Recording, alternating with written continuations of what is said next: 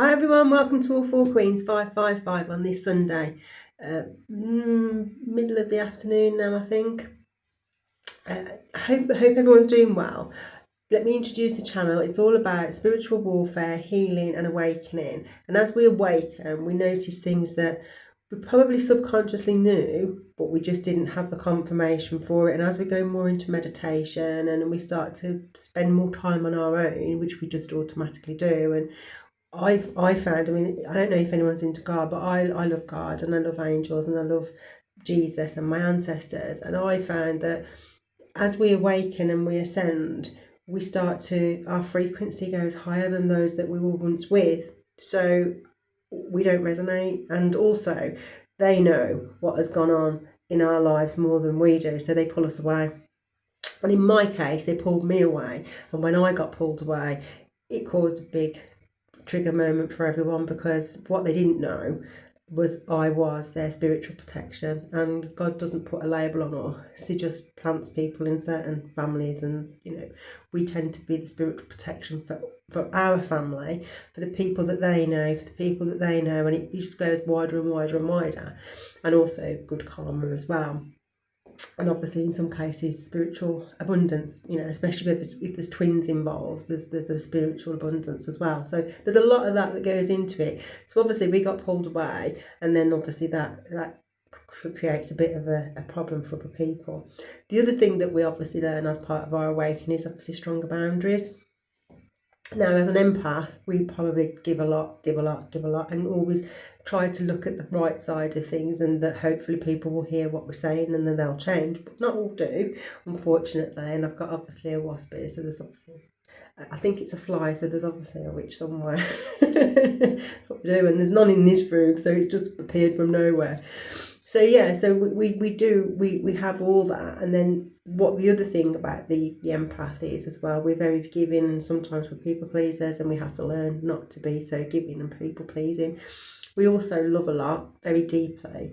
Now, I work on this a lot, because yes, I do give a lot, and one of the things I had to learn, I think you'll hear a lot of readers say, is that we can love from afar. And some people, I did the love languages, and some people can't accept what you give, and I had to learn that a lot. And I also had to learn that I don't have to do everything for everyone. I can just step back and let them live their lives and learn their lessons, because sometimes when you step in the middle of it, you get in the middle of someone's karmic lessons, and we all have to learn lessons to do better, to then not do them again, i.e. Albert Einstein, insanity is doing the same thing over and over again, expecting a different result. And then obviously we learn the lesson and we move on. So obviously it's come to distract me, so we'll just ignore it. Anyway, the one thing that I wanted to say is this. Yeah, it's come to spy. Anyone who's in the spiritual journey will understand that flies just appear from nowhere, and we always have to ask ourselves the questions why. So, because there was none in this room before. I was sitting previously, and this is a couple of weeks ago now, and I didn't do it straight away for that reason, because we're now in Saturn return, which started in July and will carry on until December. And one of the things we need to be very mindful of is people coming from the past, and we know that when Mercury retrograde's in place. But also, why are they coming? And obviously we need to be more discerning in terms of if they do. Now, I've had some messages, but remember, I've got a personal PA that controls my phone. So if anyone did text me or whatever, I wouldn't have got it anyway. But I was sitting anyway, and just thoughts as you do. And I kept hearing Poison Ivy. So I did put the song on. So if you want to check the song out, please do, because there is a song, Poison Ivy. And then I went into the spiritual meaning. It's a little, I've put awakening and healing, and the reason being, I'm going to explain to you what it says about poison ivy, and I think I've got some sources where I got it from. So it says boundaries, hidden danger, and illusion of beauty metaphor for spiritual temptation that may seem harmless at first but carries toxic consequences if entertained. The plant's famous leaves of 3 prompts us to reflect on the balance between mind, body and soul. So, there is a spiritual meaning in everything, isn't there? 1. The lesson of boundaries. Poison ivy is viewed as the forest defender, keeping people away from sacred or fragile areas. Personal boundaries represents the energetic fences you need to protect your peace, just as you avoid touching the plant. It teaches you to physically and emotionally distance yourself from toxic people and environments. And I've done that, so that's part of the journey, which I've just said at the very beginning. Respecting space, it reminds you to respect the boundaries of others and nature, warning the overstepping can lead to painful friction. Temptation and hidden flows. Often the most beautiful living or environments hide elements that cause internal irritation. The spiritual itch and allergy reaction can symbolise how harbouring negative habits like jealousy, gossip or self-doubt causes mental or spiritual inflammation. Now, I don't really understand gossip. Now, if you see I'm going a bit round here, I'm going a bit of a hot flush now. I'll explain in a minute. Consequences of ignorance. The phrase leaves of three, let them be, represents the importance of spiritual discernment. It teaches that lacking awareness of failing to pay attention to your surroundings will result in negative. Healing and growth.